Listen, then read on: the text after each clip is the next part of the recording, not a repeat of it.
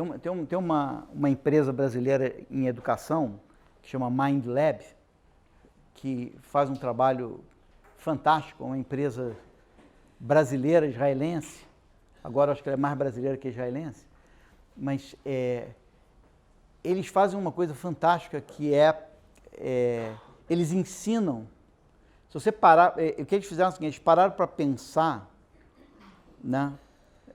Na verdade, os israelenses fizeram isso, eles pararam para pensar em como que nós pensamos no dia a dia, né? Quer dizer, obviamente, um monte de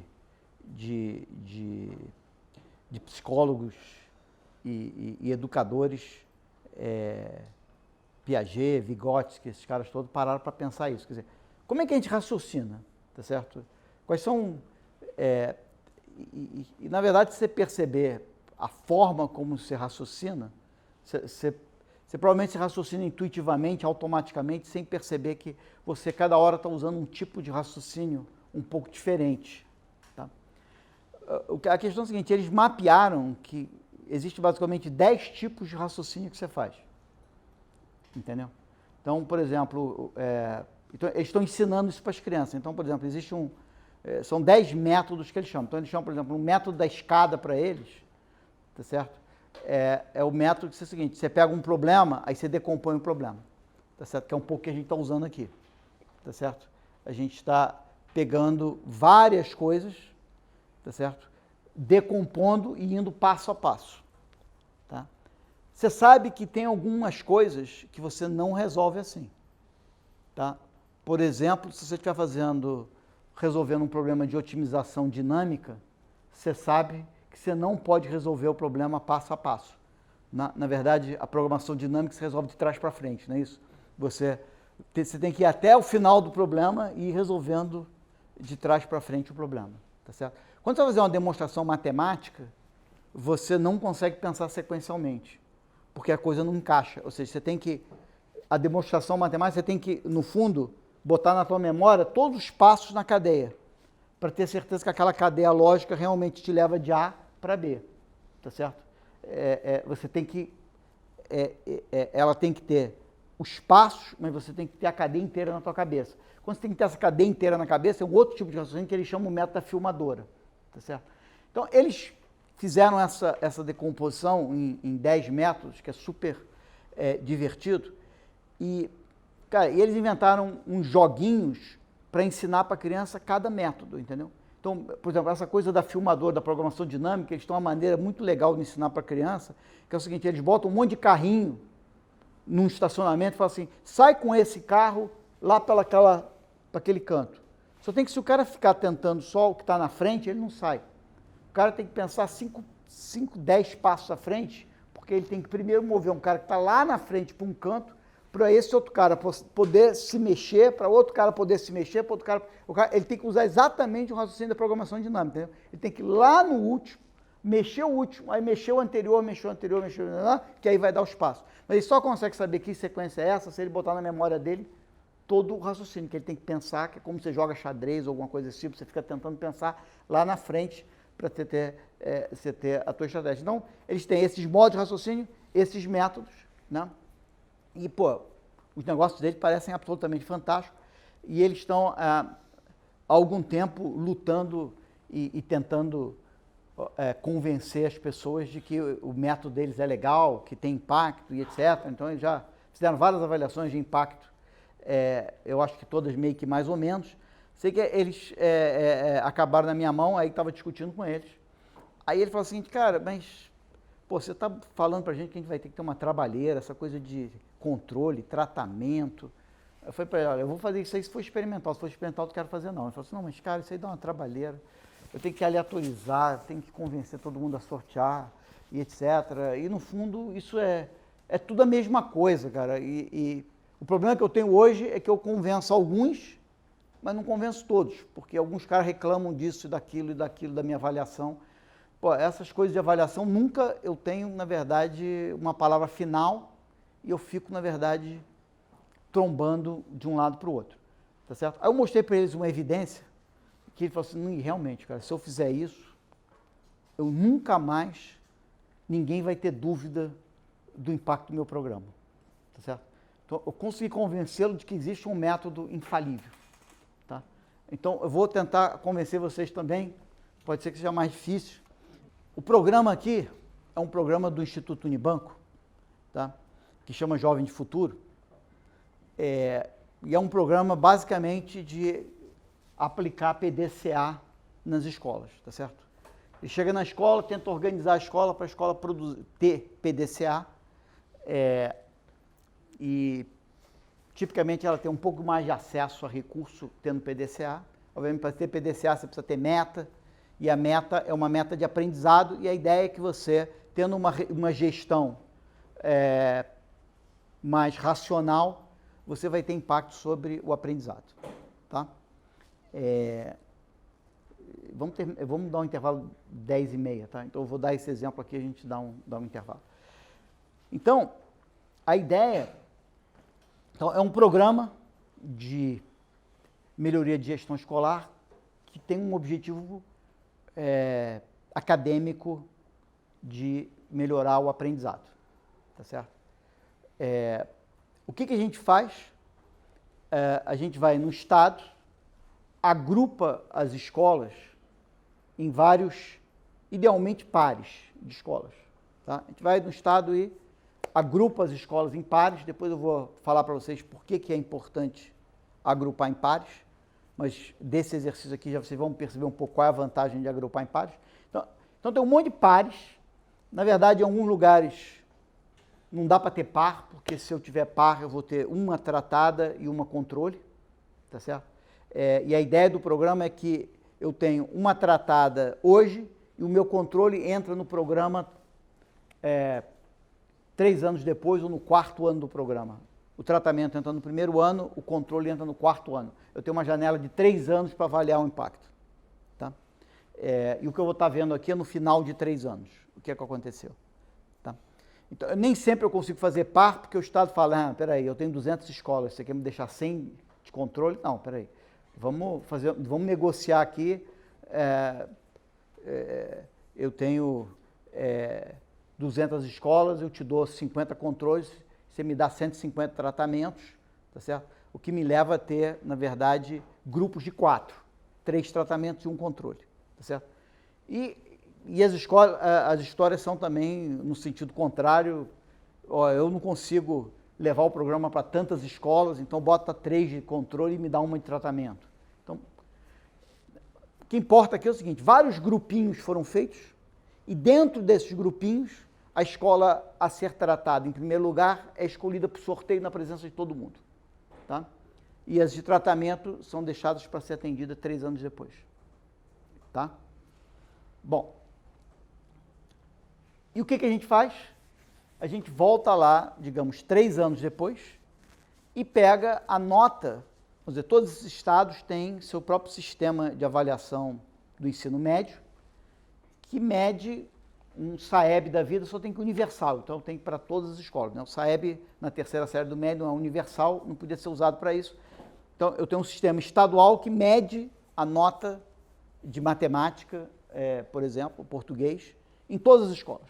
Então eu vou lá no final do 3º ano, né? Eu sei qual era a nota daquelas escolas antes do programa, na 3ª série, e eu vou chegar lá 3 anos depois e ver qual é a nota dessas escolas na 3ª série. Tá? Então, vocês entenderam o que é o resultado. É a nota em matemática ao final do ano letivo, ao final do 3º ano letivo da 3ª série. Antes do programa e 3 anos depois. Tá certo? Eu estou fazendo a média da escola no 3º ano, antes e depois. Tá certo? Então, vamos dizer, o antes estaria aqui, escolhi por sorteio no início, essas duas coisas deviam ser iguais. Depois, isso aqui é o que acontece com o grupo de controle. Isso aqui é meio que acontece com o grupo de tratamento. Esse aqui seria o impacto. Tá certo? Isso aqui explica mais ou menos isso aqui é estilizado, isso aqui não é o que aconteceu na verdade, tá? Só para vocês terem uma ideia, isso aqui é a melhora, isso aqui seria o grupo de controle, isso aqui seria o impacto, tá certo? Você pode dizer, isso aqui seria super convincente, tá certo? Mas eu vou te dar algo que é muito mais convincente que isso, eu acho, tá? O que eu tenho até hoje? No Unibanco, nós temos 414 experimentos, tá certo? Tá? Então, boa parte desses dados já são públicos, quer dizer, quem quiser se divertir fazendo trabalhos com esses dados, está disponível, só pedir lá no Unibanco que eles te dão. Tem umas certas burocracias que precisa liberar no Estado e blá, blá, mas é público. O que é uma coisa legal, que é uma avaliação feita e os dados públicos, não é só o resultado que é conhecido, mas se você quiser fazer você mesmo a sua conta, você pode fazer.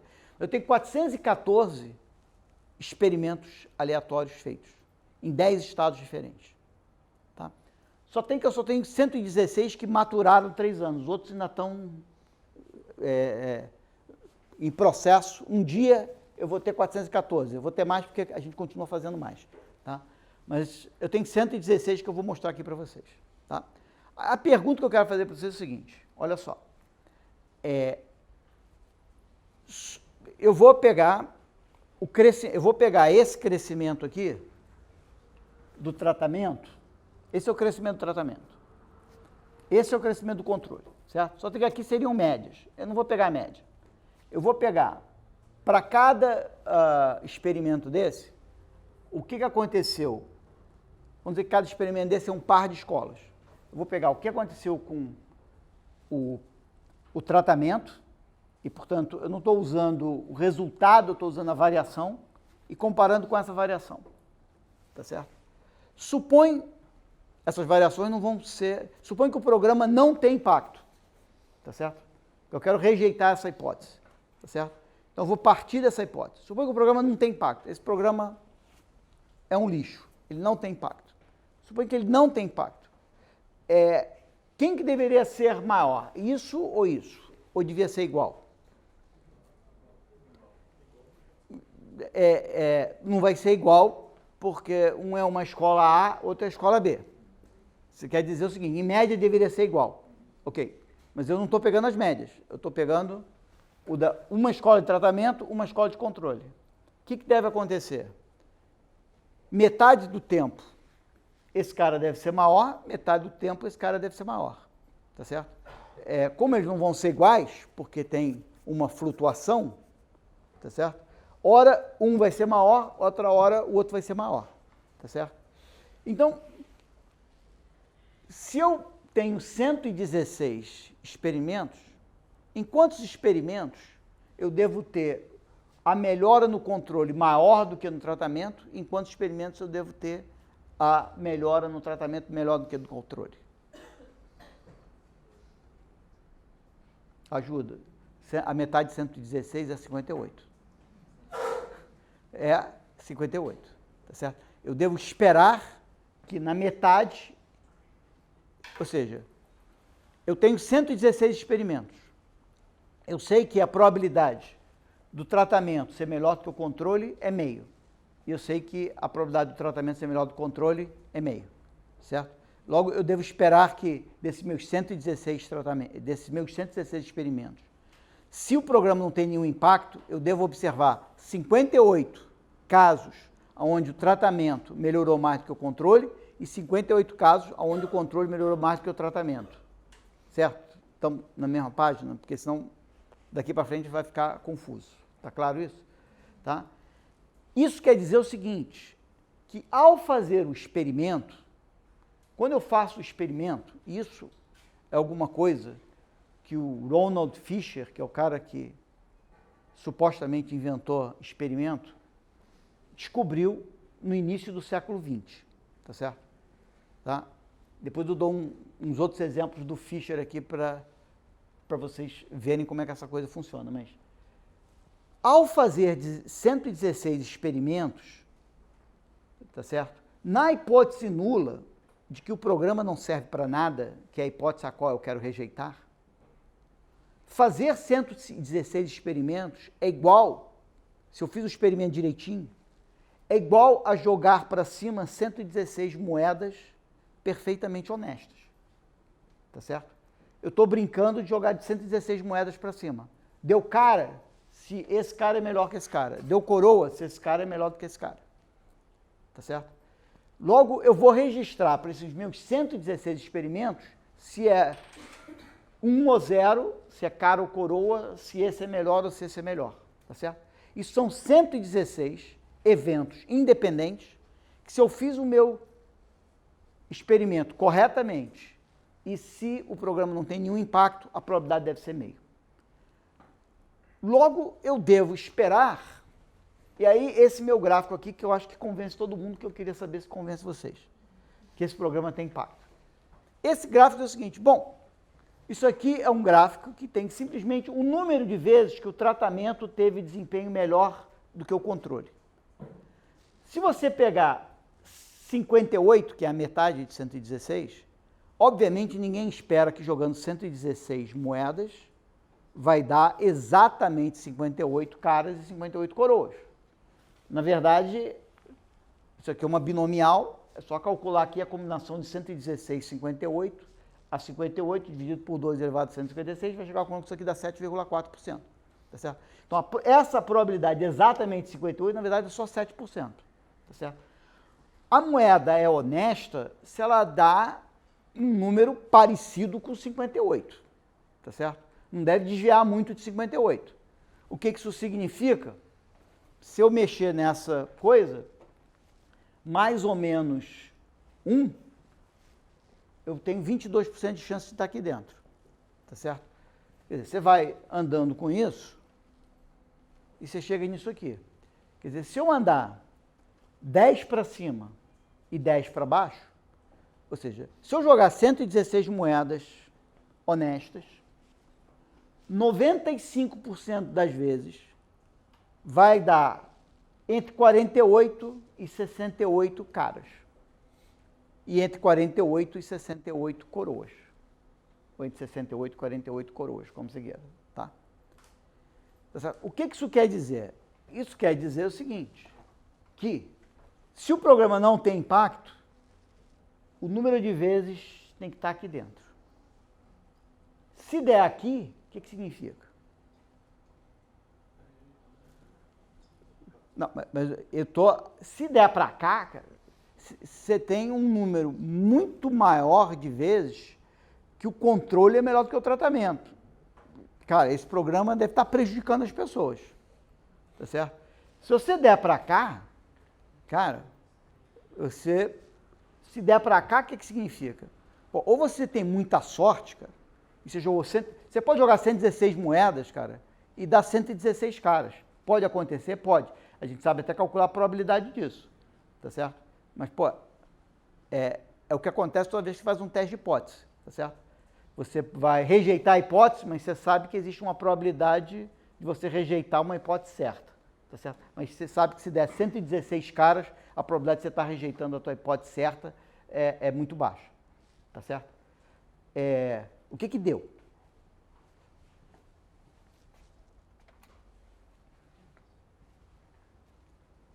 Deu isso aqui.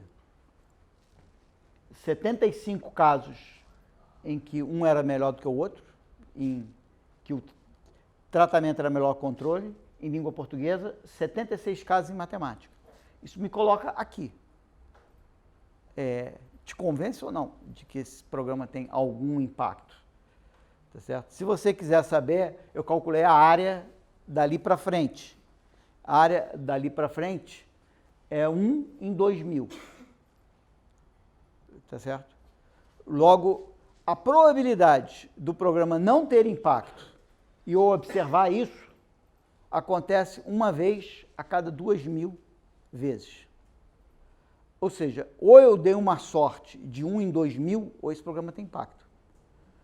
Mas eu acho que depois que eu fiz isso, o que quer dizer é o seguinte, se você tentar todo dia, o esperado é que você vai ter uma sorte dessa uma vez a cada 5 anos.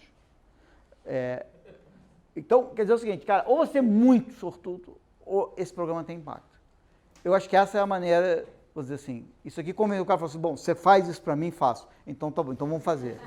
Porque eu falei para ele, eu faço se o teu número der aqui, né, cara? Se teu número, eu não sei onde teu número vai dar. Mas se ele der aqui, cara, se ele der aqui, quer dizer, essa que é a vantagem de fazer uma avaliação de impacto desse jeito, tá certo? Nenhuma por exemplo, o conselho do Instituto Unibanco era super... ficava o tempo todo discutindo, não, mas esse negócio tem impacto, não tem impacto, será que tem impacto, será que não tem impacto? No dia que eles viram esse gráfico, eu falei assim, tá bom, cara, escreve aí, manda alguém escrever isso e botar lá na primeira página, porque encerrou a conversa, encerrou a discussão, tá certo? A reunião acabou, o cara falou isso aqui. Mas deixa eu dizer uma coisa para vocês que dá mais credibilidade a isso. Eu posso pegar o passado, né? E o programa não deve ter impacto sobre o passado, né? Embora o Malan seja membro, Pedro Malan, nosso ex-ministro da Fazenda, seja membro do Conselho do Unibanco, e ele é o cara que disse que no Brasil até o passado é incerto, né? Porque a gente muda leis que mudam o passado, né? E aí, quando você faz qualquer coisa econômica no Brasil, você tem que partir do princípio que o passado pode mudar também, tá certo? Então, a gente muda... a gente cria dívidas que não existiam, porque a gente muda a legislação e ela se aplica ao passado. E ele, quando era ministro, sofreu a beça com esses esqueletos que apareciam de repente, dívidas que ninguém sabia que existia, que apareciam de repente. Então, a questão é a seguinte, eu posso pegar o passado e fazer essa conta. O que é o passado para mim? A minha linha de base, que foi coletada antes. Então, o que deu na minha linha de base? Porque se a minha linha de base der esquisita, a minha linha de base deu ali. Tá? A minha linha de base deu aqui, o que significa o seguinte, na verdade, no meu ponto de partida, os controles eram um pouquinho melhor, tá certo? Eles eram um pouquinho melhor do que eram os meus tratamentos, por isso que ela dá por aqui. Mas dá 54 quando era 58, quer dizer, a diferença é 4. Então está bem alto nesse negócio, dramaticamente aqui no centro disso. Se você quiser calcular o p-valor, é só calcular a área até aqui desse negócio, vai ver que você vai ter um p-valor alto pra caramba, entendeu?